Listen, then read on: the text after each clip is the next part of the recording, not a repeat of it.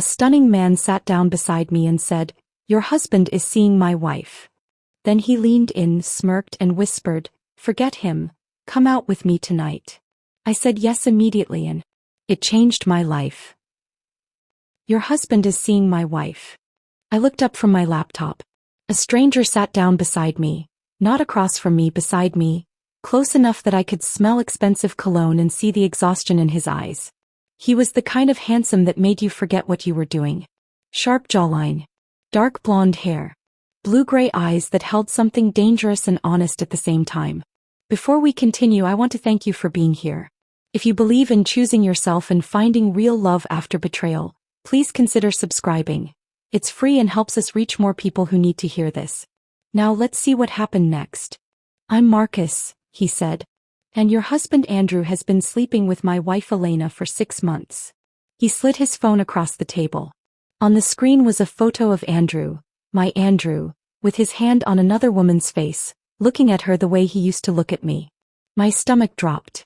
My hands went cold. The coffee shop noise faded into nothing. Marcus leaned in closer. His smirk was slow and deliberate. "Forget him. Come out with me tonight." I should have said no. Should have walked away. Should have done anything except what I actually did. "Yes," I said immediately. That single word changed everything. "My name is Hannah. I'm 31 years old. And this is the story of how a stunning stranger destroyed my marriage and gave me back my life. But to understand how I got here, sitting in a Starbucks on Capitol Hill saying yes to a man I'd known for less than 5 minutes, I need to take you back to the beginning. To the life I thought I was living before Marcus appeared and showed me the truth. I met Andrew 7 years ago at a networking event in downtown Seattle. I was 24, fresh out of grad school with an MBA and dreams bigger than my student loan debt. He was 26, working as a financial analyst at a prestigious investment firm. The event was one of those awkward professional mixers where everyone stands around drinking cheap wine and pretending to care about synergy and market disruption. I was about to leave early when Andrew approached me near the bar. "You look like you'd rather be literally anywhere else," he said with an easy smile. "Is it that obvious?" I asked. "Only to someone who feels exactly the same way." We talked for 2 hours after everyone else had left. About our careers, our ambitions, our frustrations with corporate culture. He was sharp and funny. Had this way of making me feel like I was the most interesting person in the room. By the time we said goodbye, he'd asked for my number and I'd given it without hesitation. Our first date was dinner at a small Italian place in Capitol Hill. Our second was a weekend trip to the San Juan Islands. By date 3, I knew I was falling for him. Within 18 months we were engaged. Within 3 years, married. The early years felt like I'd won some kind of lottery. Andrew was attentive and romantic. He'd leave notes on the bathroom mirror before work. Surprise me with flowers on random Tuesdays. We'd spend entire weekends in bed talking about everything and nothing. We bought a small craftsman house in Ballard and talked about filling it with kids someday. Our friends envied us.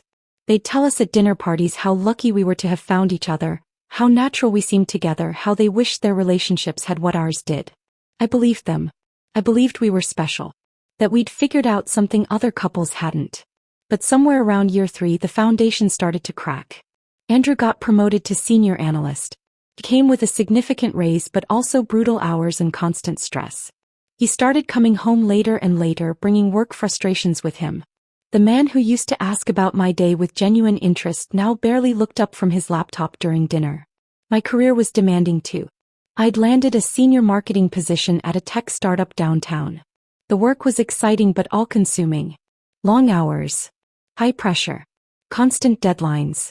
We stopped making time for each other. Date nights became scheduling conflicts.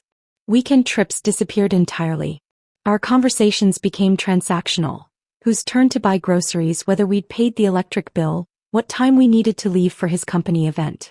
The intimacy disappeared slowly, like water evaporating from a glass you don't notice until it's empty. Sex went from passionate to routine to rare. We stopped touching each other with intention. Our bedroom became a place where we slept on opposite sides of the bed, careful not to accidentally make contact. I told myself it was normal. That every marriage goes through phases. That we just needed to push through the rough patch and things would get better. But the rough patch never ended. It just became our new normal. Around 6 months ago things got noticeably worse. Andrew started working late more frequently. Client dinners. Emergency meetings. Weekend conferences. He joined a gym after work, said he needed to de-stress. Started buying expensive cologne I never saw him wear around the house. He changed his phone passcode without mentioning it. Started taking calls in the other room. Kept his phone face down on the counter constantly. When I suggested we take a vacation together, he said work was too busy. When I planned a date night, he canceled last minute. When I asked if everything was okay between us, he got defensive. Said I was being paranoid. That I was creating problems where there weren't any. So I stopped asking. I started doubting my own instincts. Wondering if maybe I was the problem. Maybe I wasn't interesting enough anymore. Maybe I'd let myself go. Maybe if I tried harder, cooked better meals, wore prettier clothes, lost a few pounds, he'd come back to me. But deep down I knew something was wrong. I just didn't want to look at it directly. That's how I ended up spending my afternoons at this Starbucks instead of going home. Our house felt too quiet. Too full of everything we weren't saying to each other. Here, surrounded by strangers and white noise, I could pretend everything was fine. My best friend Rebecca kept telling me I needed to confront Andrew. Demand answers. Insist on couples therapy. She'd noticed the change in me over the past year. How I smiled less. Talked about my marriage less. Made excuses when she suggested double dates with her and her husband. But I was afraid of what I'd find if I pulled that thread. Afraid the whole thing would unravel. So I kept pretending. Kept working. Kept waiting for things to magically get better. Until this Wednesday afternoon when Marcus sat down beside me and pulled the thread himself. After he showed me that photo, Andrew with his hand on Elena's face, looking at her with tenderness I hadn't seen directed at me in over a year, everything suddenly made sense. The late nights. The changed passcode. The cologne. The gym membership. The distance. All of it clicked into place like pieces of a puzzle I'd been refusing to see as a complete picture. 6 months. Marcus said 6 months. That meant Andrew had started this affair right around the time things got noticeably worse between us. Right around the time he stopped trying. Stopped pretending. Stopped showing up. I stared at that photo on Marcus's phone, feeling something crack open in my chest. Not heartbreak exactly. Something colder. Sharper. Clarity. The marriage was already over. Andrew had made that decision without me. I was just the last to know. How do you know who I am? I managed to ask.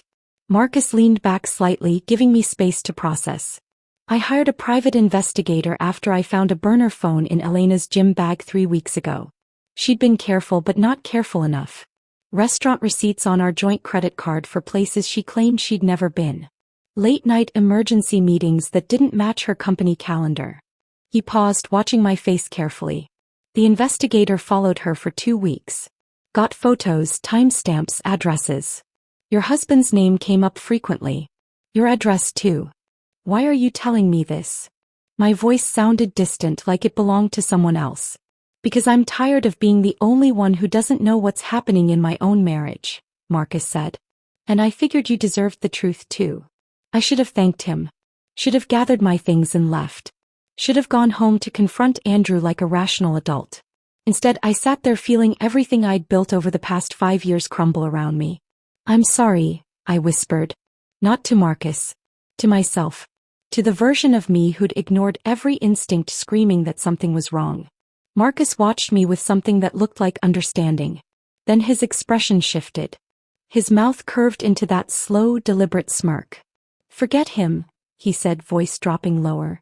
Come out with me tonight. The words registered but didn't make sense. What? You heard me. His eyes held mine with startling intensity. Your husband is out there living his best life with my wife. Why should they have all the fun? Every rational thought in my head said no. Said this was insane. Said I should go home, demand answers, call a lawyer, process this betrayal like a responsible person. But I was tired of being responsible. Tired of being the wife who waited patiently at home while her husband built a secret life with someone else.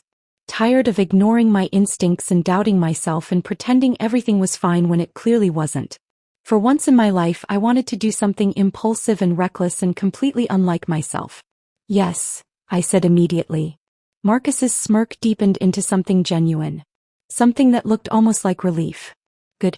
Meet me at the Nest on Pike Street. 8 o'clock. Don't overthink it. He stood, pulled a business card from his wallet and wrote his phone number on the back. He slid it across the table to me. Then he walked out of the Starbucks without looking back. I sat there for another 30 minutes staring at that business card, feeling my carefully constructed life fall apart. And somewhere underneath the shock and hurt and betrayal I felt something else. Something I hadn't felt in years. Alive. For the first time in a very long time I felt completely, terrifyingly alive. I sat there holding Marcus's business card, watching through the window as he disappeared into the afternoon crowd on Capitol Hill. My coffee had gone cold. My laptop screen had dimmed to black. Around me life continued as normal, people typing, laughing, ordering drinks, while my entire world had just been rearranged. I looked down at the card. Simple. Professional. Just his name and a phone number written in confident handwriting across the back. My hands were shaking. I needed to see more. Needed to understand the full scope of what Andrew had done. Marcus had shown me one photograph, but my mind was already filling in the gaps, imagining all the moments I hadn't seen. All the lies I'd believed. I grabbed my phone and opened a text thread with Andrew. The last message was from this morning. Working late tonight. Client dinner. Don't wait up. I stared at those words. How many times had I read messages exactly like that over the past 6 months? How many times had I accepted them without question? My finger hovered over his contact. I could call him right now. Demand answers. Confront him in real time while my anger was hot and sharp. But something stopped me. If I called now he'd lie. He'd been lying for 6 months. He was good at it. Practiced. And I was tired of being the person who believed him because believing was easier than facing the truth. Instead, I did something I'd never done before.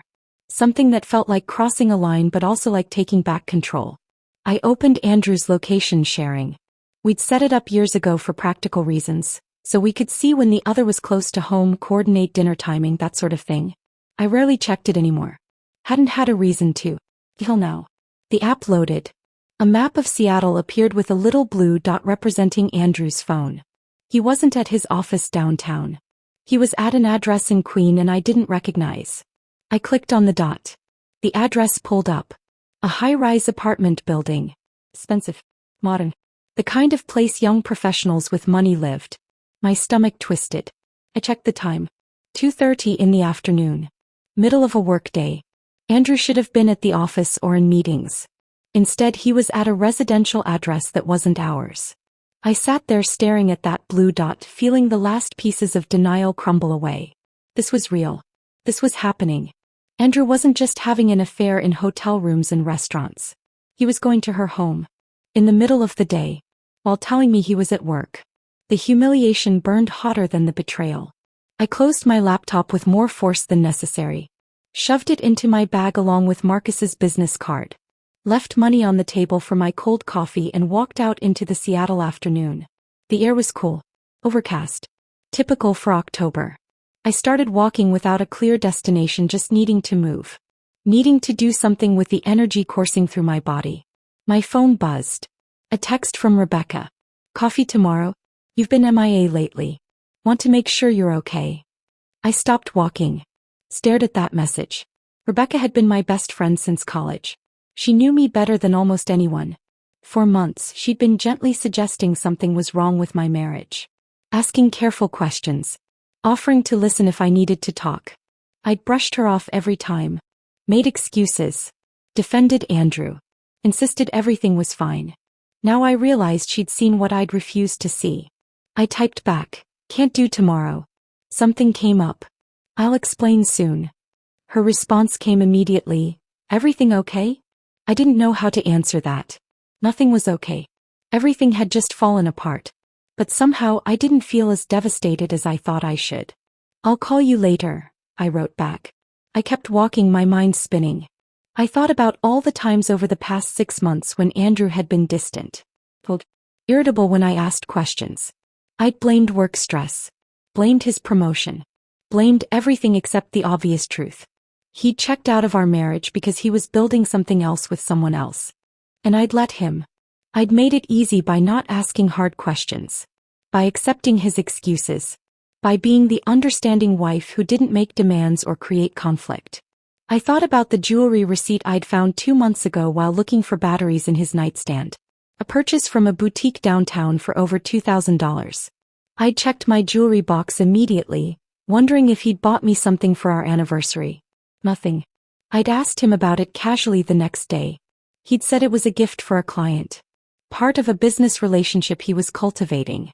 I'd believed him because the alternative was too painful to consider. Now I knew. He'd bought something expensive for Elena. While I was at home waiting for him. While I was trying to figure out how to save our marriage. The anger hit me then. Not the hot, explosive kind. Something colder. More deliberate. He'd made a fool of me. For 6 months. While I'd been planning date nights he canceled. Cooking dinners he barely touched. Suggesting couples therapy he dismissed. He'd been somewhere else. With someone else. My phone rang. Andrew's name flashed on the screen. I stared at it. Let it ring once. Twice. 3 times. Then I declined the call. 30 seconds later a text came through. Hey, just checking in. How's your day going? The casual tone. The fake concern. Like he actually cared about my day. Like he hadn't been at another woman's apartment an hour ago. I typed back. Fine. Busy with work. His response was immediate. Same here. Crazy day. Probably going to run late again. I almost laughed. The lie came so easily to him. So smoothly. Like he'd forgotten what truth even felt like. No problem, I wrote back. Take your time. I put my phone away and kept walking. I ended up at Cary Park without really meaning to. The view of downtown Seattle spread out before me. The Space Needle. Elliott Bay. Mount Rainier in the distance. It was beautiful. Peaceful. Nothing like the chaos in my head. I sat on a bench and finally let myself think about Marcus. He'd been living with this knowledge for 3 weeks. Sitting on evidence of his wife's affair. Watching her come and go. Listening to her lies. That had to be torture. But instead of just confronting Elena or filing for divorce quietly, he tracked me down. Found me at a coffee shop I frequented.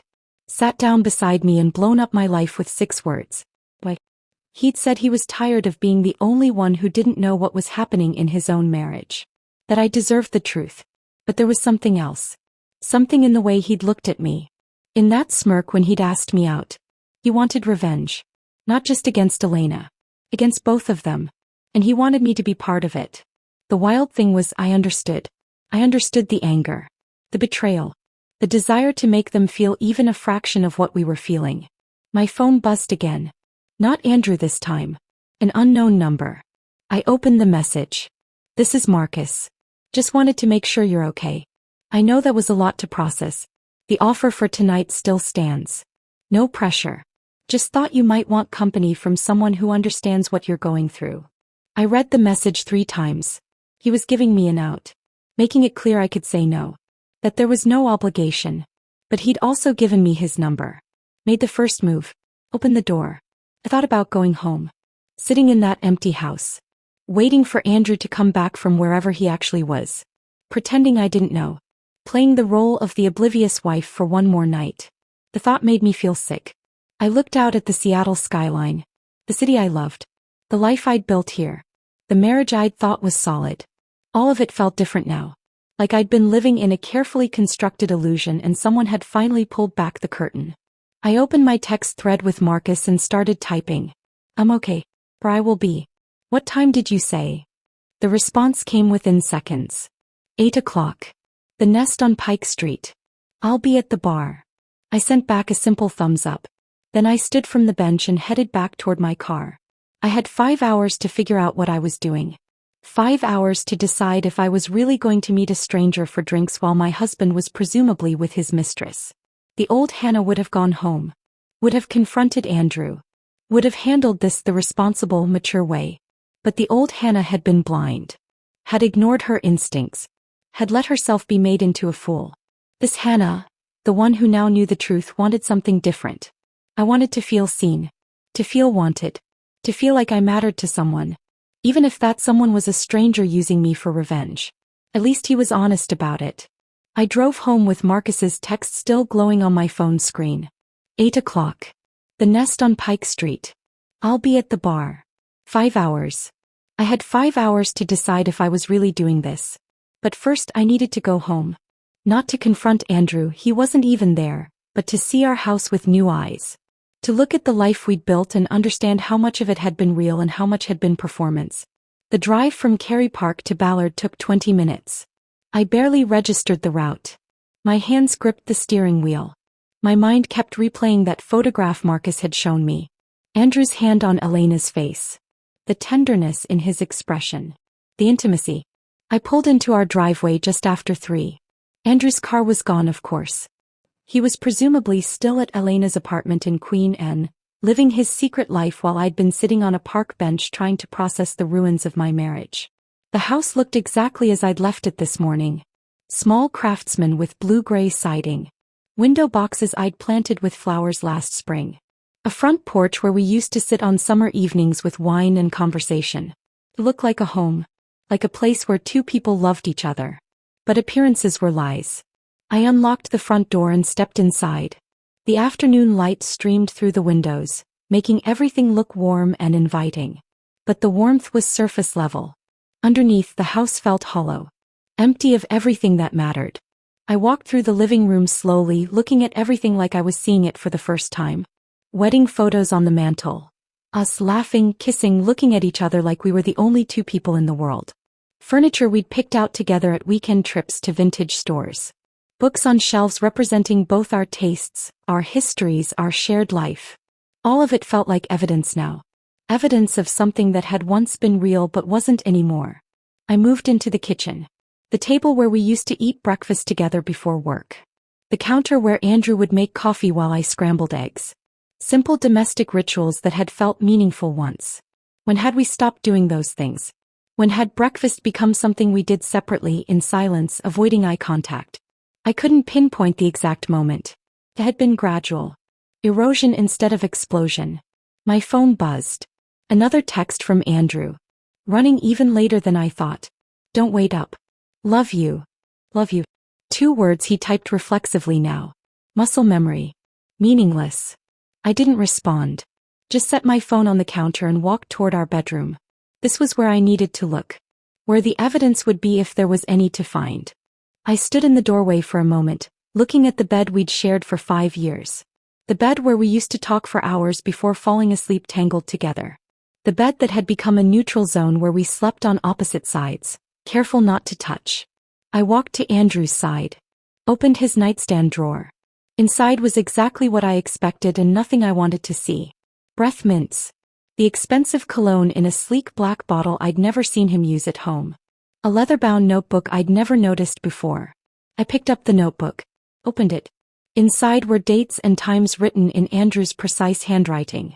Abbreviations that didn't mean anything to me at first. Then I looked closer. Key. Is 7 p.m. Queen Anne. Elena's apartment. W. Lunch. Waterfront Marriott. Where Marcus had photographed them. SI. Weekend. San Juan Islands. The bed and breakfast reservation I'd find evidence of later. He'd been keeping a log. Tracking his affair like it was a project. Something to manage and schedule around his real life. Around me. My hands trembled as I set the notebook down. Closed the drawer. I moved to his closet. Opened the door. His suits hung in neat rows. Shirts organized by color. Shoes lined up on the floor. Everything orderly and controlled. Just like his lies. I dragged a chair over from the corner. Climbed up. Reached for the top shelf where Andrew kept things he didn't use regularly. Old tax documents, college yearbooks, boxes of cables and chargers. My fingers found a shoebox pushed toward the back. Different from the others. Newer. I pulled it down. Sat on the edge of our bed. Opened it. Inside were hotel receipts. Dozens of them. Different hotels across Seattle. Dates going back 7 months, not 6 like Marcus had said. 7 months. Beneath the receipts was a handwritten card on expensive stationery. The kind you bought at boutique paper stores, not drugstores. Counting the days until I see you again. You make everything better. E. Her handwriting was elegant. Confident. The words were intimate.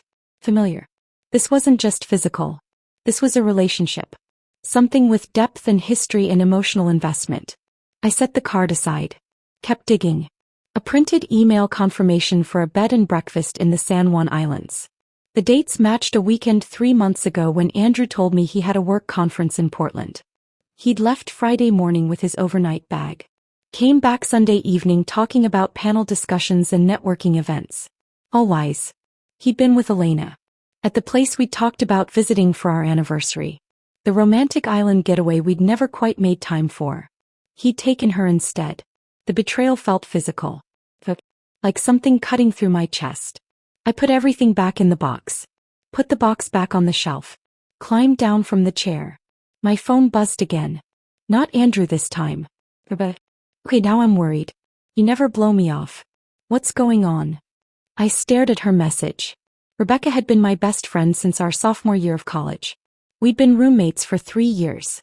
Been in each other's weddings. Talked each other through breakups and career changes and every major life decision. She'd known something was wrong with my marriage for months. Had asked careful questions. Made gentle observations. Offered to listen whenever I was ready to talk. I'd shut her down every time. Insisted everything was fine. Made excuses for Andrew. Defended him. Because admitting something was wrong meant facing it. And facing it meant my marriage might actually be over. Now it was over. I just hadn't made it official yet. I typed back, I'm okay. I promise. Just dealing with something unexpected. I'll call you tomorrow and explain everything. Her response came immediately, I'm here whenever you need me. Day or night. I mean it. I smiled despite everything. Rebecca was steady. Loyal. The kind of friend who showed up when things fell apart. I set my phone down and made a decision. I wasn't going to confront Andrew tonight. Wasn't going to call him out on his lies or demand explanations. What would be the point? He'd been lying for 7 months. He was practiced at it. He'd have excuses ready. Would make me feel crazy for doubting him. I was done feeling crazy. Instead, I was going to get ready. Put on something that made me feel beautiful. Meet Marcus at that bar. Have drinks with someone who looked at me like I was worth looking at. Maybe it was revenge. Maybe it was reckless. Maybe it was the worst decision I could make. But it was my decision. My choice. For once, I was going to do something for myself instead of waiting around for Andrew to remember I existed. I walked into the bathroom. Turned on the shower. Let the water heat up while I undressed. Standing under the hot spray, I felt the afternoon's shock and hurt start to wash away. Not gone. Just less immediate. Less overwhelming. I'd been living in denial for months. Ignoring every sign. Every instinct. Every moment when something felt off. Now I knew the truth. And knowing meant I could finally stop pretending. I got out of the shower. Dried off. Stood in front of my closet in just a towel. I pulled out a black wrap dress I hadn't worn in over a year. Andrew used to love this dress. Would compliment me every time I wore it. Pull me close. Tell me I looked beautiful. But I'd stopped wearing it because somewhere along the way he'd stopped noticing. Stopped complimenting. Stopped looking at me like I was someone worth seeing. I put on the dress. It still fit perfectly. Still looked good. I did my makeup carefully. Smoky eyes. Red lipstick. The kind of makeup that took effort. That said I cared about how I looked. I hadn't done this in months. Maybe longer. At some point I'd stopped trying. Stopped putting in effort for a man who barely looked at me anymore. I styled my hair in loose waves. Put on heels that made my legs look long. Added simple jewelry, small earrings, a delicate necklace. When I looked in the bathroom mirror, I barely recognized myself. Not because I looked different, but because the woman staring back looked awake. Alert. Alive. She looked like someone who'd stopped waiting around for her life to start. I grabbed my purse. Checked my phone. 6:30. An hour and a half until I was supposed to meet Marcus. I didn't let myself think too hard about what I was doing. Didn't let myself question or second guess. I just walked out of the house, got in my car and drove toward downtown Seattle. Toward the nest. Toward Marcus. Toward whatever came next. The surprising part wasn't that I was doing this. The surprising part was that I didn't feel guilty at all. I arrived at the nest 15 minutes early. Parked 2 blocks away and sat in my car for a moment, hands still gripping the steering wheel. What was I doing? I was about to walk into a bar to meet a man I'd known for less than 6 hours. A man who'd shown me proof that my husband was cheating. A man who'd looked at me with those intense blue-gray eyes and asked me to forget Andrew and spend the evening with him instead. This wasn't me. I didn't do impulsive. Didn't do reckless. But the old me, the one who followed rules and made responsible choices, had ended up married to a man who'd been lying to her face for 7 months. Maybe it was time to try something different.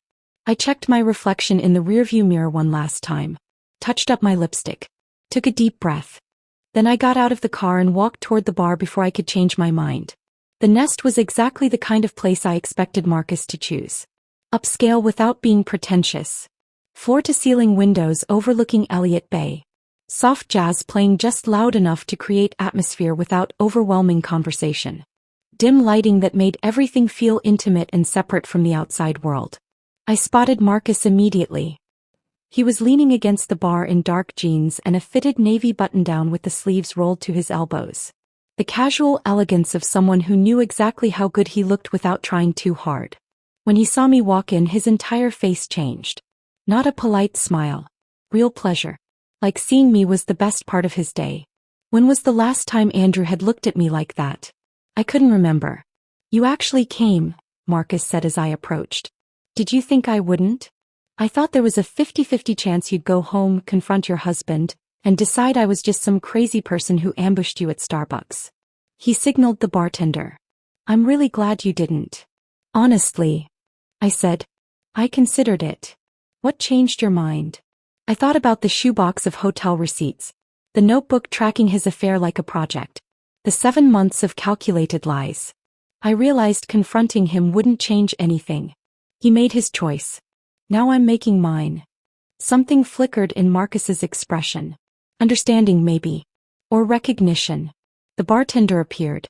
Marcus ordered whiskey neat.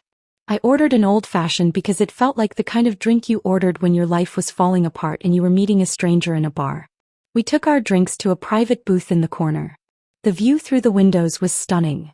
The Seattle skyline glittering against the dark water, ferries crossing the bay, the city alive with lights and movement. It looked peaceful. Beautiful. Nothing like the chaos inside me. "So," Marcus said, settling into the booth across from me, "how are you feeling?" I laughed. Couldn't help it. "That's a loaded question." "Fair enough." He took a sip of his whiskey. "Let me rephrase. What happened after I left the coffee shop?" I told him. About tracking Andrew's location to an apartment in Queen Anne. About going home and searching through his things. About the notebook and the receipts and the card from Elena. Marcus listened without interrupting. His expression shifted as I talked. Anger, sympathy, recognition. When I finished, he shook his head slowly. 7 months, he said. "Elena told me it started 6 months ago at that conference. But if you found receipts going back 7 months. She lied to you too," I said. "Apparently." He drained the rest of his whiskey. "I hired the investigator 3 weeks ago after I found the burner phone. He confirmed the affair but only tracked them back 6 months. I should have told him to dig deeper. Would it have made a difference?" Marcus considered that. "Probably not. 6 months. 7 months. Either way, they both chose to do this. To lie to us. To build something secret while we sat at home being faithful." The word faithful hit harder than I expected. As I had been faithful. For 5 years of marriage, through all the distance and coldness and neglect, I'd never once considered being with someone else. Till now.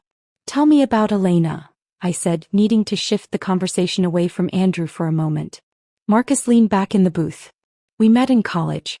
University of Washington. I was studying architecture. She was pre-law. We were together 6 years before we got married." "What was she like then?" "Ambitious. Driven. I liked that about her initially. She knew what she wanted and went after it." He paused. "But somewhere along the way, her ambition became the only thing that mattered. She postponed having kids because she wanted to make partner first. Worked 70-hour weeks. Stopped coming home for dinner. Stopped asking about my day or telling me about hers." Sounded painfully familiar. "I wanted to build a family," Marcus continued. "Design our dream house. Raise kids. Create something lasting. Elena wanted the corner office and her name on the letterhead. Those goals pulled us in different directions until we were basically roommates who shared a last name." "When did you realize it was over?" I asked. "Honestly, about a year ago. But I kept trying. Suggesting date nights she was too busy for. Planning vacations she canceled. Asking if we could talk about having kids and getting shut down every time." He met my eyes. "Sound familiar?" "Painfully." We sat in silence for a moment. The jazz played softly. Around us, other couples talked and laughed, living their normal lives. The investigator said the affair started at a legal conference, Marcus said. Andrew's firm and Elena's firm both had panels. They met at some networking event. Started talking. Exchanged numbers. How romantic, I said, unable to keep the bitterness out of my voice. Right. Marcus signaled the bartender for another round. They connected over their demanding careers and absent spouses. Probably bonded over how hard it is to maintain work-life balance. Then decided the solution was to sleep with each other instead of, actually communicating with the people they married. The bartender brought fresh drinks. I took a long sip of my old-fashioned, letting the whiskey burn down my throat. Can I ask you something? I said. Why did you wait 3 weeks to tell me? You found out about the affair. Hired an investigator. Got all the proof. Why not just confront Elena? Or file for divorce quietly? Why track me down? Marcus studied his glass for a moment before answering. Because I was tired of being the only one who didn't know what was happening in my own life. Elena had been lying to me for months. Making decisions about our marriage without my input. I wanted to give you the same information. The same choice. But there's more to it than that, I said. Isn't there? His mouth curved into that slow, deliberate smirk I'd seen in the coffee shop. You're perceptive. So what's the real reason? Revenge, he said simply. I wanted Andrew and Elena to know what it feels like to be on the other side. To come home and realize your spouse isn't waiting. Isn't sitting there being faithful while you're out building your secret life. I should have been put off by that. By the calculated nature of it. But I wasn't. Because I understood it. Completely. And what do you get out of this? I asked. Besides revenge? Marcus leaned forward. The dim lighting made his eyes look darker. More intense. Honestly, I wanted to meet you. The investigator's report had your name and address. Basic facts. But I wanted to know who you actually were.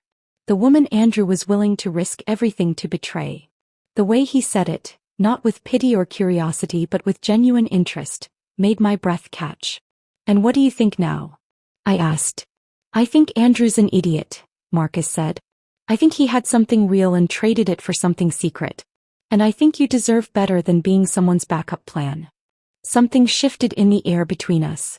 The conversation had moved from shared pain to something else. Something charged and dangerous and electric. I realized I was leaning toward him across the table. That his hand had moved closer to mine. That I wanted him to close the remaining distance. Hannah, Marcus said softly. I need you to know this isn't just about revenge for me.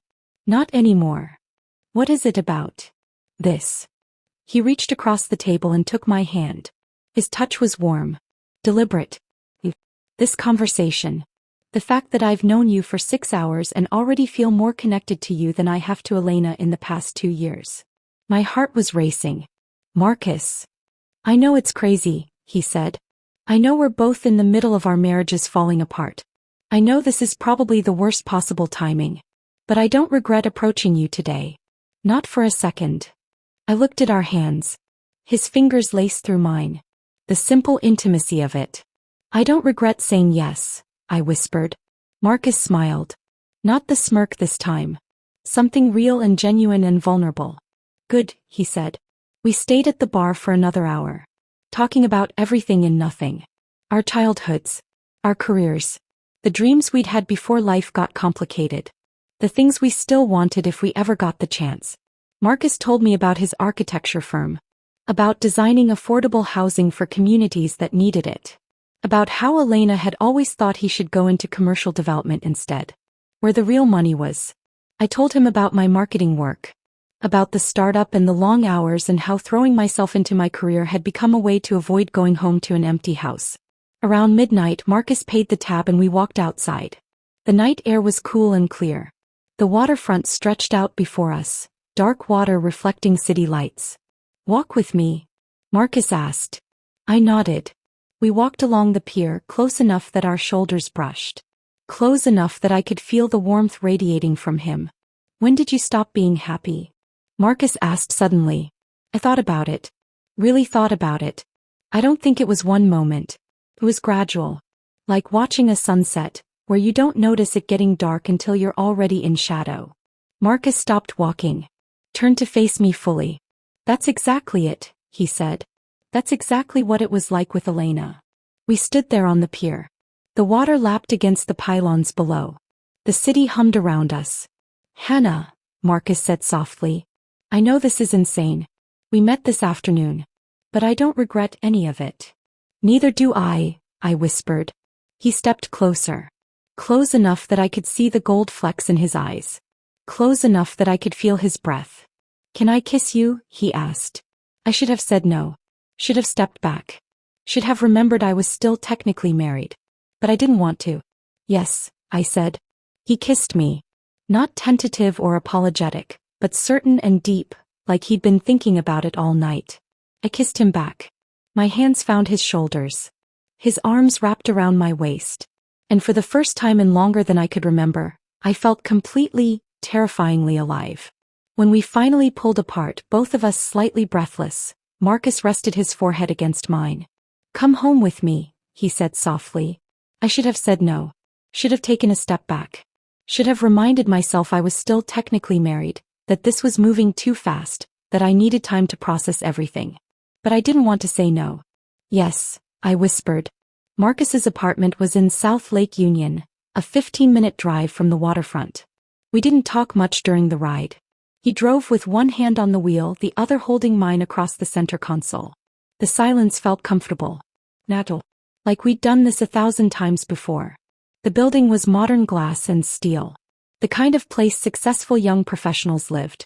We took the elevator to the 8th floor. Marcus unlocked the door and gestured for me to go in first. The loft was exactly what I expected from him. Exposed brick walls. Floor-to-ceiling windows overlooking the city. Clean lines and thoughtful design.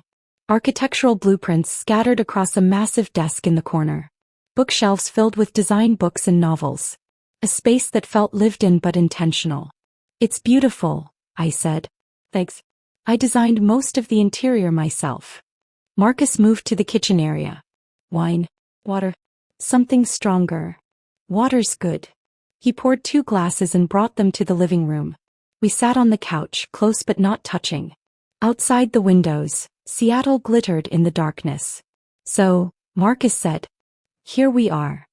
Here we are, I echoed. We looked at each other. The weight of what we'd done, what we were doing, hung between us. I should feel guilty, I said. I'm married. I just spent the evening with another man. Kissed him. Came home with him. But I don't feel guilty at all. Neither do I, Marcus said. And I've had 3 weeks to think about this. 3 weeks to decide if revenge was worth it. If involving you was fair. Is it? Fair, I mean. I don't know. He set his water glass down. But I know I meant what I said earlier. This isn't just about revenge anymore. I wanted to meet you because I thought you deserved the truth. But now that I have met you, I'm glad I did. For reasons that have nothing to do with Andrew or Elena. My chest felt warm. Tight. Like something was expanding inside me. Tell me about Portland, I said, needing to shift the conversation to something less intense. You said you grew up there. Marcus smiled. Trying to change the subject? Maybe a little. Fair enough. He leaned back against the couch. I grew up in a neighborhood called Laurelhurst. My parents still live in the same house. They've been married 42 years. Still hold hands. Still laugh at each other's jokes. They set a pretty high bar for what marriage should look like. Is that why you tried so hard with Elena? Probably. I kept thinking if I just tried harder, if I was more patient, more understanding, we'd get to where my parents are. But you can't force that kind of connection. Either it's there or it isn't. I thought about my own parents. Still married. Functional. But not passionate. Not connected in any deep way. They coexisted more than they lived together. I always wanted something more than what my parents had, I said. They're not unhappy exactly. Settled. Like they ran out of things to talk about 20 years ago and decided silence was easier. Is that what scared you about your marriage? Marcus asked. Becoming your parents? Maybe. I hadn't thought about it that way before. Andrew and I used to talk for hours. About everything. Books, politics, dreams, stupid things that didn't matter. Then somewhere along the way we stopped. And I kept telling myself it was normal. That every couple runs out of things to say eventually. But it's not normal, Marcus said. Or it doesn't have to be. My parents still talk. Still debate. Still share things. That's what I wanted with Elena. But she was always thinking about work. Always planning her next career move. I became background noise in her life. We talked until the sky started to lighten. About childhood memories and family dynamics. About career aspirations and the compromises we'd made. About the lives we'd imagined versus the ones we were actually living. Marcus told me about his architecture firm. How he'd started as a junior designer and worked his way to junior partner. How his dream was to design affordable housing for communities that needed it most. How Elena had always thought that was naive. That he should focus on luxury developments where the real money was. I told him about my marketing career. How I'd thrown myself into work as my marriage deteriorated. How being good at my job became a replacement for being happy at home. Somewhere around 5 in the morning we moved to his bedroom. Not for sex. Just to lie down. To be close to someone who understood what it felt like to watch a marriage die slowly. We lay tangled in his sheets as dawn light filtered through the windows. His arm around me. My head on his chest. Both of us exhausted but not ready to sleep. When are you telling Andrew? Marcus asked quietly. I'd been avoiding thinking about that. But I couldn't avoid it forever. Today, I said. This morning. I'm done pretending I don't know. Do you want me to come with you? I considered it. Having Marcus there would make it easier in some ways. But this was something I needed to do alone. No, I said. But thank you. Marcus pulled me closer. Whatever happens, you have my number. Use it. Day or night. I mean it. I nodded against his chest. Around 7 I forced myself to get up. Found my purse. Checked my phone. 3 missed calls from Andrew. 2 texts. Where are you? Getting worried. Call me. I almost laughed. Getting worried.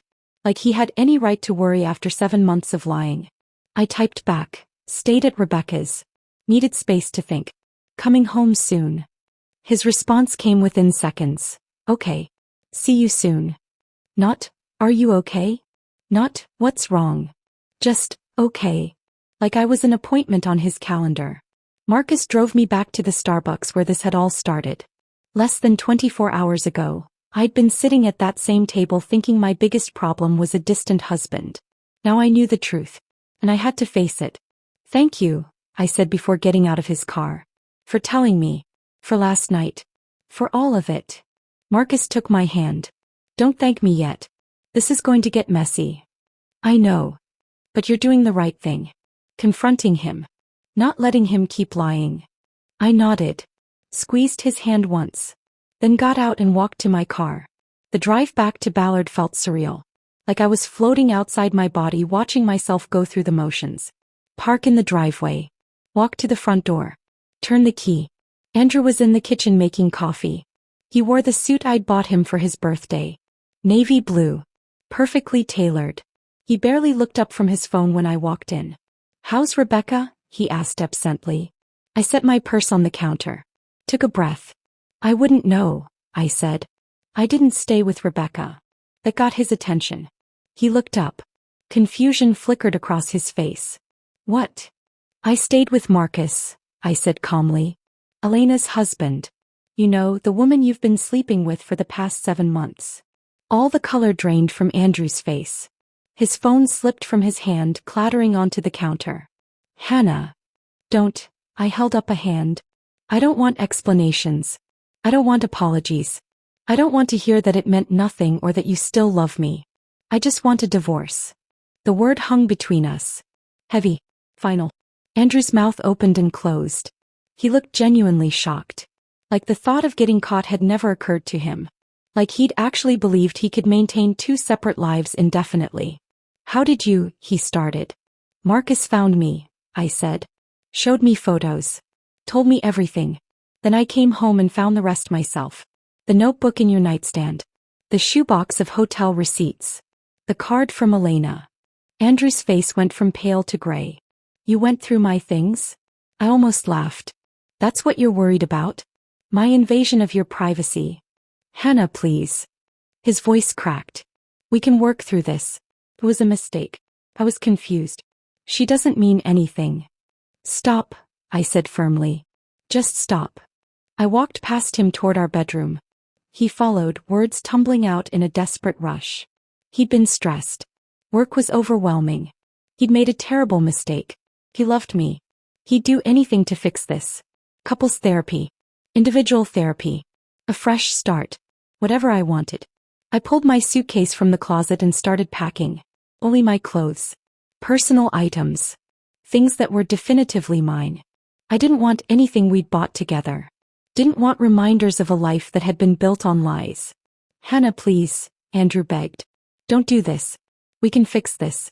I'll end it with Elena. I'll quit my job if that's what it takes. I'll do anything. I zipped the suitcase closed. Turned to face him. You had 7 months to choose me, I said quietly.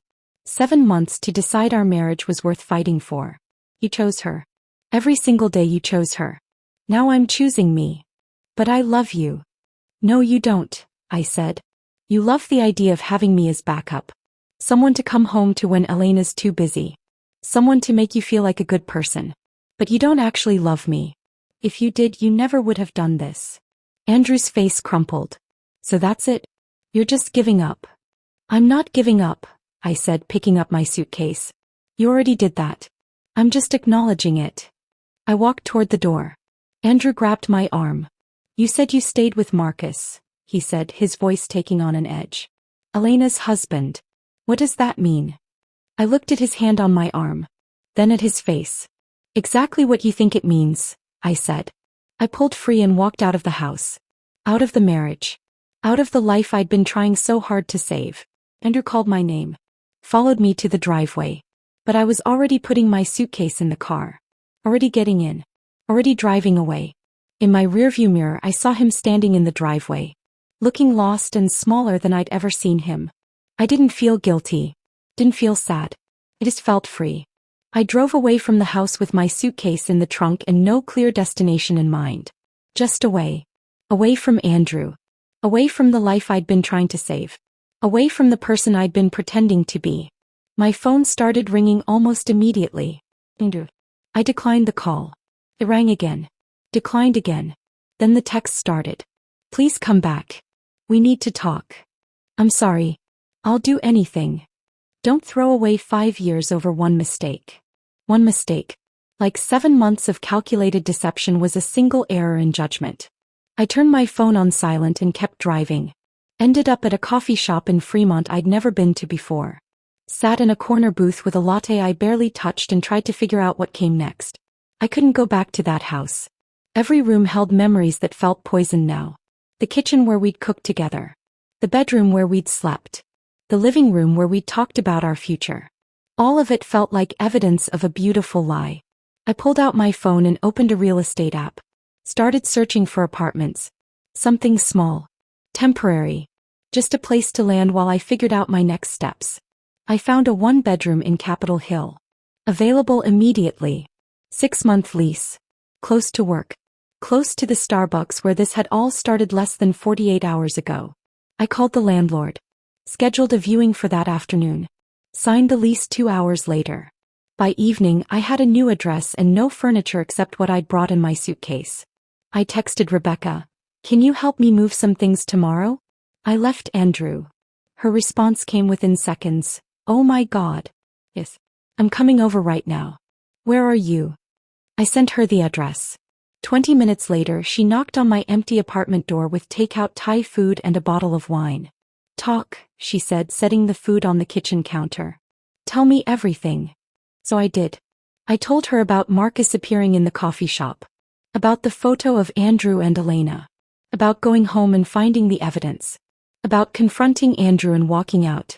I didn't tell her about spending the night at Marcus's apartment. That felt too complicated to explain. Too raw. Rebecca listened without interrupting. When I finished she pulled me into a hard hug. I'm proud of you, she said. For what? My marriage just ended. For choosing yourself, Rebecca said firmly. You could have stayed. Could have tried to fix it. Could have let Andrew convince you it was your fault. Instead you walked away. That takes guts. Her words meant more than she knew. I'd spent 5 years trying to be the perfect wife. trying to fix what was broken. Trying to make Andrew happy at the expense of my own happiness. Choosing myself felt revolutionary. Rebecca helped me make a list of things I needed from the house. Essential items I couldn't live without. We agreed to go back the next day when Andrew would be at work. That night, I slept on an air mattress in my empty apartment. It should have felt depressing. Instead, it felt like freedom. The next morning, Rebecca and I went back to the house. Andrew's car was gone. I used my key to get in, half expecting him to have changed the locks. But he hadn't. The house felt different in daylight. Smaller. Less significant. We worked quickly. Loaded my clothes, books, laptop, personal items into Rebecca's SUV. I didn't take any furniture. Didn't take the wedding photos or the shared belongings. Just the things that were definitively mine. As we were loading the last box, Andrew's car pulled into the driveway. My stomach dropped. Want me to handle this? Rebecca asked, her voice protective. No, I said. I've got it. Andrew got out of his car slowly. He looked terrible. Rumpled suit. Dark circles under his eyes. Like he hadn't slept. Good, a petty part of me thought. Let him feel a fraction of what I've felt. Hannah, he said. Please. Can we talk? There's nothing to talk about, I said, closing the back of Rebecca's SUV. I ended it with Elena, Andrew said desperately. This morning. Told her it was over. That I want to fix my marriage. I looked at him. Really looked at him. The man I'd loved. The man I'd married. The man who'd lied to my face for 7 months. You ended it because you got caught, I said. Not because you wanted to. If Marcus hadn't found me, you'd still be seeing her. That's not true. It is true, I cut him off. And even if you did end it, that doesn't change what you did. You made me doubt myself. Made me feel crazy for noticing something was wrong. That's not love, Andrew. That's manipulation. His face crumpled. I love you. I made a mistake. Please don't throw away 5 years. You threw them away, I said. Not me. You. I got in Rebecca's passenger seat. She started the engine. Andrew stood in the driveway watching us drive away. In the side mirror he looked small. Defeated. I felt nothing. No satisfaction. No sympathy. Just the strange emptiness of closure. Over the next week I slowly furnished my apartment. Basic pieces from IKEA. A bed frame. A small couch. A kitchen table. Nothing fancy. Just functional. Marcus texted me every day. Never pushy. Just checking in. Asking how I was doing. Offering support if I needed it. We met for coffee 4 days after I'd left Andrew.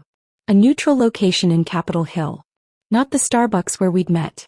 Somewhere new. How are you holding up? Marcus asked. Honestly, better than I expected, I said. The apartment is small. The furniture is ugly. But it's mine. No one else's emotional baggage. No lies. Just space to breathe. Marcus smiled. I get that. After Elena and I separated, I felt the same way. Like I could finally think clearly. Have you talked to her? I asked. Once. She called after Andrew ended things with her. Wanted to know if I'd told you. He took a sip of his coffee. I said yes. He called me vindictive. Said I'd destroyed her relationship out of spite. Did you tell her Andrew was married too? I did. She claimed she didn't know at first. That by the time she found out, she was already in too deep. Marcus shook his head. I don't know if I believe that. But it doesn't matter anymore. I filed for divorce last week. How did she take it? About as well as you'd expect. Bigger. Blame. Accusations that I'd given up too easily. He met my eyes. But I didn't give up. She did. When she chose to lie. When she chose him. We sat in comfortable silence for a moment. Can I ask you something? Marcus said. Sure. Are you doing this, seeing me because you want to? Or because you're trying to hurt Andrew? The question was fair. Honest. The kind of question someone who'd been lied to would need answered. At first. I admitted. Maybe partly revenge. But now. I'm here because I want to be. Because talking to you feels easy. Like I don't have to pretend or perform. Marcus reached across the table and took my hand. Good. Because I'm not interested in being anyone's revenge plot. I want this to be real. Me too, I said. We started seeing each other regularly after that. Coffee dates. Walks through different Seattle neighborhoods. Dinner at quiet restaurants where we could talk for hours without interruption. Marcus told me about his parents in Portland. How they'd been married 42 years. How they still held hands. Still laughed at each other's jokes. How they'd set an example of what marriage could be when both people actually showed up. I told him about my parents in Spokane. Their functional but passionless marriage. How they coexisted more than they lived together. How I'd wanted something different. Something with more connection. We were both learning what we actually wanted. Not what we thought we should want. Not what other people expected. Just what felt true. 3 weeks after I'd left Andrew, Rebecca insisted on meeting Marcus. She invited us both to brunch at her favorite spot in Fremont. I was nervous. Rebecca was fiercely protective.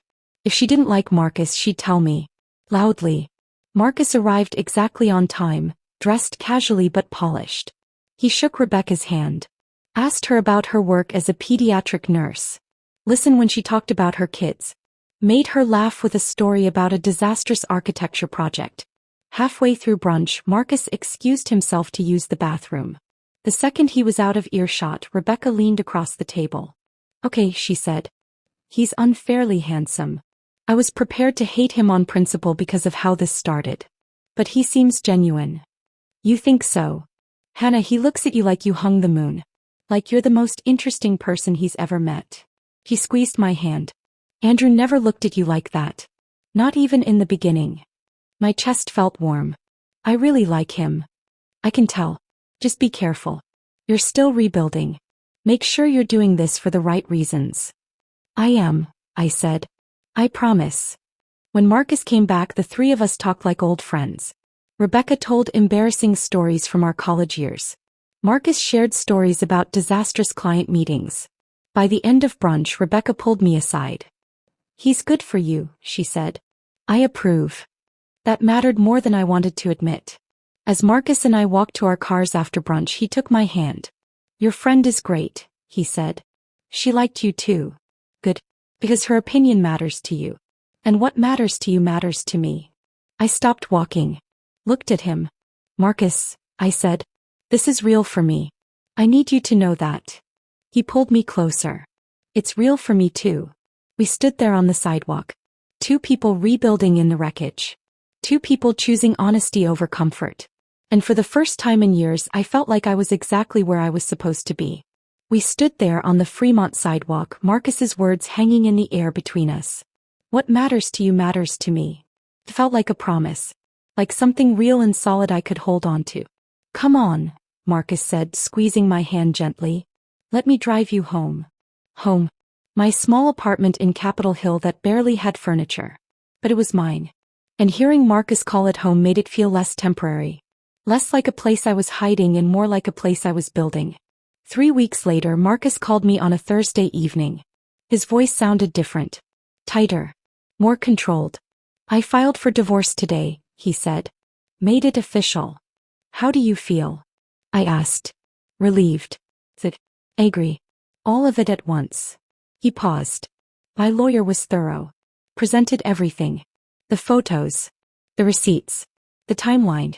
Elena's lawyer tried to argue it was irrelevant since Washington is a no-fault state, but we wanted the record clear. For what purpose? Because her law firm has policies about professional conduct. And apparently, Andrew works with several of Elena's clients. Or worked with them. Past tense. Marcus's voice carried a hint of something dark. Not quite satisfaction. More like grim acknowledgement. Her firm found out about the affair. Called her in for a meeting with the partners. What happened? They gave her a choice. Resign voluntarily with a severance package, or be terminated for ethics violations with nothing. I sat down on my couch. They fired her? Technically she resigned. But it was forced. He tried to fight it at first. Threatened to sue for discrimination. But they had documentation. Evidence that she'd compromised client relationships. Put the firm at risk. Marcus exhaled slowly. She chose the severance. I didn't know what to say. Part of me felt vindicated. Elena had helped destroy my marriage and now she was facing consequences. But another part, the part that had been where she was now watching a life fall apart, just felt tired. How do you feel about it? I asked. I thought I'd feel good, Marcus admitted. Like justice had been served. But mostly I just feel exhausted. This whole thing is exhausting. I know, I said softly. We sat in comfortable silence for a moment. The kind of silence that only happens when two people understand each other without needing words. Andrew's not faring much better, I said. Rebecca heard through her network that he was passed over for that VP promotion he'd been working toward. Because of the affair? Officially no. They cited leadership qualities and professional judgment. But everyone knows the real reason. I picked at a thread on my couch cushion. Apparently his firm takes a dim view of affairs that create public embarrassment. Marcus made a sound that might have been a laugh. Funny how that works. They can lie and cheat and think there won't be consequences. Then reality hits. Over the next few months, I heard occasional updates about Andrew through mutual acquaintances. He tried to weather the storm at his firm. Kept his head down. Worked longer hours. But the damage to his reputation was done. 6 months after I'd left him, Rebecca texted me, heard Andrew resigned from his firm. Took a position at some smaller company in Tacoma. Huge pay cut. I stared at that message for a long time. Tried to feel something. Satisfaction. Sympathy. Vindication. But all I felt was a distant sort of emptiness. Like hearing about a stranger's misfortune. Good for him, I texted back. And I meant it. Not sarcastically. Just neutrally. He'd made his choices. Now he was living with them. That had nothing to do with me anymore. Marcus and I had been seeing each other for 8 months when it happened. The moment I'd been half dreading and half expecting since this all started. We were at a restaurant in Belltown. A nice Italian place Marcus had wanted to try. We were talking about his latest project. Designing a community center for a neighborhood in South Seattle. When I saw them. Andrew and Elena. At a table across the room. My stomach dropped. Marcus noticed my expression immediately. Followed my gaze. His jaw tightened. We can leave, he said quietly. No, I said. We were here first. We're staying. Marcus took my hand under the table. His touch was steady. Grounding. I forced myself to look back at Andrew and Elena. Really look at them. They weren't touching. Weren't leaning toward each other. They sat on opposite sides of the table with the body language of two people enduring dinner rather than enjoying it. Elena looked thinner. Her hair pulled back severely. She wore a blazer even though this was clearly a casual dinner. Like she was armoring herself. Andrew looked tired. Older. The confidence he'd always carried had been replaced by something diminished. They were talking but it didn't look friendly. Elena's expression was hard. Andrew's was defensive. They don't look happy, Marcus observed. No, I agreed. They don't. We finished our meal. The food was excellent but I barely tasted it. I was too aware of Andrew and Elena across the room. Too aware of the strange surreal quality of this moment. As Marcus and I were leaving, Andrew looked up. Our eyes met. His face went pale. He said something to Elena. She turned, saw us, and her expression hardened into something cold and furious. Marcus's hand was on the small of my back, guiding me toward the exit. But Andrew stood up. Started walking toward us. Hannah, he said. Can we talk? Elena remained seated, watching with narrowed eyes. I looked at Andrew. This man I'd loved. This man I'd married. This man who'd lied to my face for 7 months. He looked smaller somehow. Like he'd been hollowed out. There's nothing to talk about, I said calmly. He glanced at Marcus, then back at me. I want you to know I'm sorry. For everything. I was selfish and stupid and I destroyed the best thing I ever had. Part of me wanted to agree with him. To make him feel the weight of what he'd done. But that would require caring more than I did. I appreciate that, I said. But I've moved on. You should too. His eyes flicked to Marcus again. To Marcus's hand on my back. With him. That's not your business anymore, I said. Andrew's face crumpled slightly. Like he'd been holding on to hope that maybe, eventually, I'd forgive him. That maybe we'd find our way back to each other. But that was never going to happen. Goodbye, Andrew, I said. Marcus and I walked out. The cool evening air felt like relief. You okay? Marcus asked once we were outside. Yeah, I said. And I meant it. I didn't feel anything. No anger. No hurt. Just nothing. Like running into someone I used to know a long time ago. Marcus pulled me close. That's growth. Is it? It means you've really moved on. Not just said you have. Actually done it. We walked to his car in comfortable silence. Once inside, Marcus turned to me. For what it's worth, he said, he's an idiot for losing you. I smiled. You're biased. Absolutely. But I'm also right. A few weeks later, Rebecca called me with news she'd heard through her network. So apparently Andrew and Elena's relationship is imploding, she said without preamble. I was at my apartment cooking dinner. I put her on speaker and kept chopping vegetables. What happened? Turns out the excitement was only there when it was secret. Once they were both single and could actually be together publicly, reality hit. They fight constantly. About money, about jobs, about whose fault everything is. Interesting. Elena blames Andrew for being careless. Says he's the reason they both got caught and lost everything. Andrew blames Elena for being too ambitious. For not being satisfied with what they had. I thought about that. About two people who'd destroyed their marriages for a fantasy. Who'd built something on deception and secret moments and the thrill of getting away with it. Of course it couldn't survive daylight. They're realizing what they had wasn't real, I said. It was just an escape from their actual problems. And now that it's their only reality, it's not enough. Exactly, Rebecca said. Karma's working overtime. I thought about that word. Karma. Like the universe was balancing scales. Making things fair. But it wasn't karma. It was just consequences. Natural outcomes of choices made. Andrew and Elena had chosen deception. Had chosen stolen moments over genuine partnership. Had chosen fantasy over the hard work of real commitment. And now they were discovering that what they'd built couldn't hold weight. Couldn't sustain them.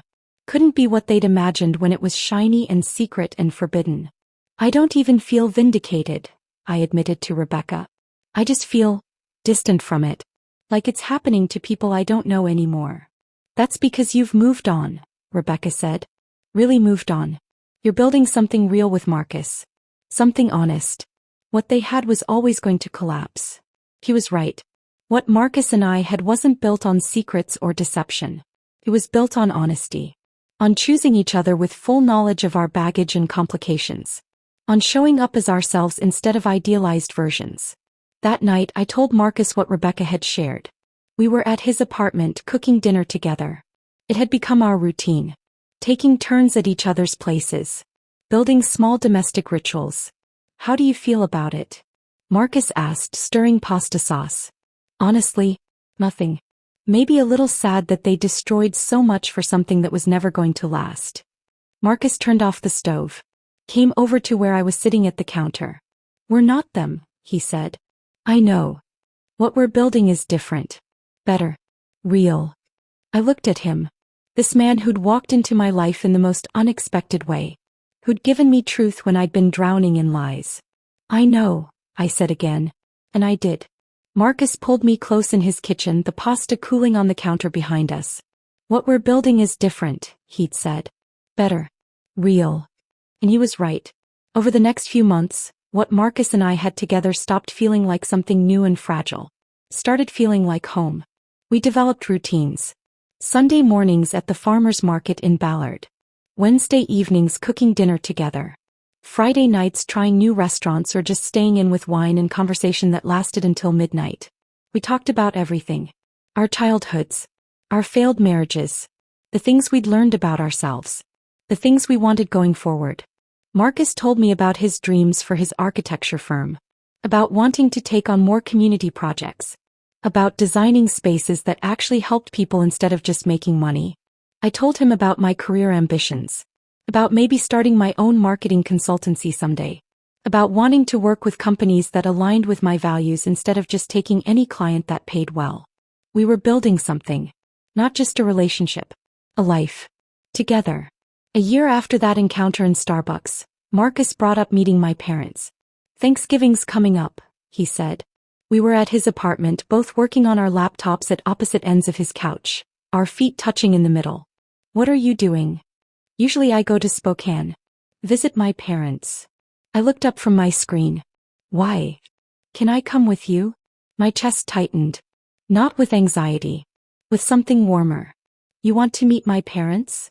I want to be part of your life, Marcus said simply. All of it. Not just the parts that happen in Seattle. So we drove to Spokane for Thanksgiving. 5 hours through eastern Washington, the landscape changing from evergreen forests to rolling hills to flat agricultural land. My mother had been skeptical when I told her about the divorce. Worried I was making a mistake. Concerned about what people would think. She'd liked Andrew. Thought we were the perfect couple. But when she met Marcus, saw how he helped carry groceries in, how he asked genuine questions about her garden, how he made me laugh in the kitchen while we prepped vegetables, her concerns melted away. My father pulled me aside after dinner while Marcus was helping my mother with dishes. He's good for you, Dad said. You seem happy. Really happy. I am. I didn't realize how long it had been since I'd seen you like this, he continued. The last few years with Andrew you seemed dimmed somehow. Like you were working really hard at being okay but weren't actually okay. His observation hit me harder than expected. I hadn't realized how much I'd been pretending. How much energy I'd spent maintaining the appearance of a happy marriage while quietly suffocating inside. I was pretending, I admitted. For a long time. I didn't want to admit my marriage was failing. Didn't want to admit I'd made a mistake. Dad squeezed my shoulder. It wasn't a mistake. It just didn't work out. And that's okay. What matters is you found the courage to leave when you needed to. That night, driving back to Seattle, Marcus reached over and took my hand. Your parents are great, he said. They liked you too. I was nervous, he admitted. I know how this whole thing started.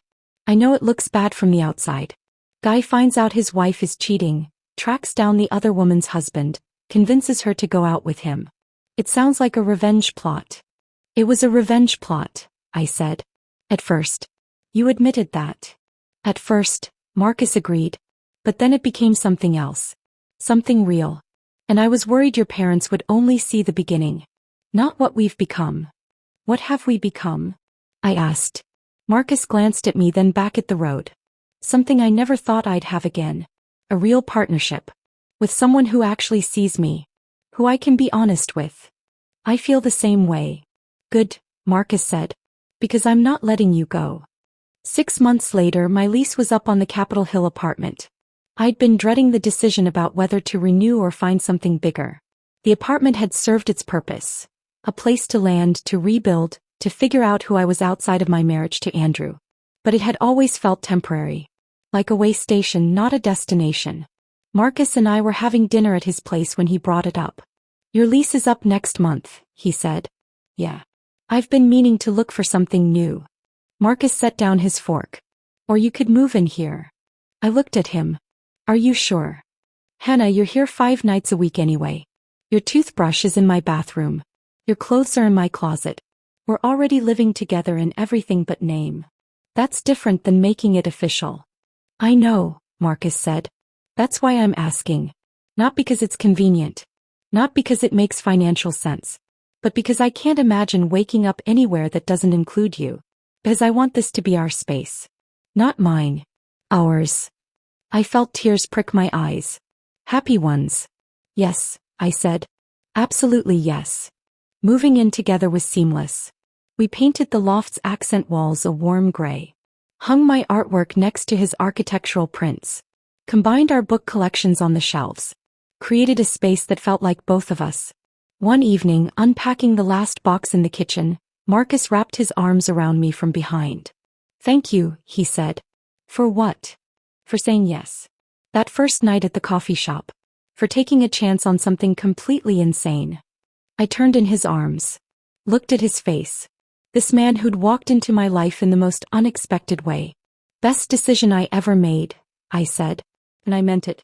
2 years after that first kiss on the waterfront pier, Marcus took me back to that exact spot. It was evening. The Seattle skyline glittered across the dark water. The air was cool and clear. The same kind of night as that first time, when he'd asked if he could kiss me and I'd said yes without hesitation. Why are we here? I asked, though I suspected I knew. Marcus took both my hands. Because this is where everything changed. For both of us.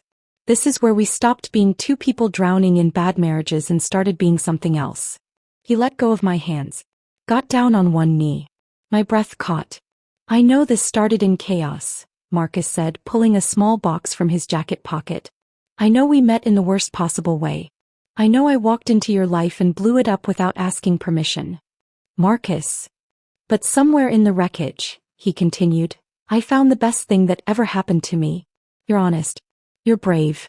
You chose yourself when it would have been easier to stay small and keep pretending. He opened the box. Inside was a ring. Simple, elegant, with a single stone that caught the city lights.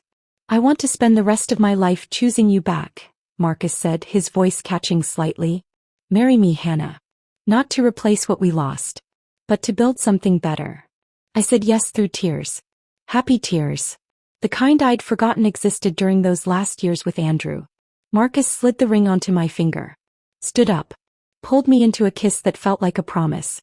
We got married 6 months later at a botanical garden in the Columbia City neighborhood. Small ceremony. Just close friends and family. Flowers everywhere. Natural light streaming through the glass conservatory. Rebecca stood beside me as maid of honor, crying happy tears through the entire ceremony. Marcus's best friend from architecture school stood beside him, grinning like he'd never seen Marcus this happy. My parents sat in the front row. My mother cried. My father smiled. Marcus's parents welcomed me like I'd always been part of their family. Told me they'd worried about Marcus during his marriage to Elena. Were grateful he'd found someone who truly saw him. At the reception, Rebecca pulled me aside. You look happy, she said. Like genuinely, completely happy. I am, I said. I'm proud of you. For leaving Andrew. For choosing yourself. For building this. I couldn't have done it without you. Yes, you could have, Rebecca said firmly. But I'm glad I got to be here for it. Later that evening, Marcus and I stood on the small dance floor. Soft music played. His arms wrapped around me. Our friends and family watching with genuine joy. What are you thinking? Marcus whispered. That my life is nothing like I planned, I said. And I wouldn't change a single thing. Not even the messy beginning? Especially not the messy beginning. Without it, I wouldn't be here. Marcus pulled me closer. I love you, Hannah. Thank you for taking a chance on me. I love you too, I said. And thank you for giving me the truth. Even when it hurt. We danced in comfortable silence. Two people who'd been broken and decided to build something real from the pieces. As the evening wound down, as guests said their goodbyes and headed home, I thought about Andrew. Wondered if he'd ever found what he was looking for. Wondered if Elena had either. Then I let the thought go. They weren't my concern anymore. They'd made their choices. I'd made mine. Marcus took my hand. Ready to go? I looked at him. My husband now. My partner. The man who'd walked into a coffee shop and changed everything. Yeah, I said. I'm ready. We walked out into the Seattle night. Hand in hand. Starting the next chapter of our lives. Together. Honestly. With no secrets. No lies. Just two people who'd been hurt and decided to build something better. And it all began with 6 words from a stranger I didn't know. Your husband is seeing my wife. The worst and best thing that ever happened to me. Because sometimes the door you're terrified to walk through is the one that leads you home. And sometimes the life you didn't plan is better than the one you did. I'd spent 5 years trying to save something that was already dead. Trying to be enough for someone who'd already chosen someone else. The day I let go was the day I finally started living. And I'd never been happier. If this story of unexpected betrayal and second chances had you hooked from start to finish, hit that like button right now. My favorite part was when Hannah confronted Andrew with zero emotion, showing him she'd completely moved on. What was your favorite moment? Drop it in the comments below. Want more powerful stories of starting over and finding real love? Subscribe and hit that notification bell so you never miss an upload.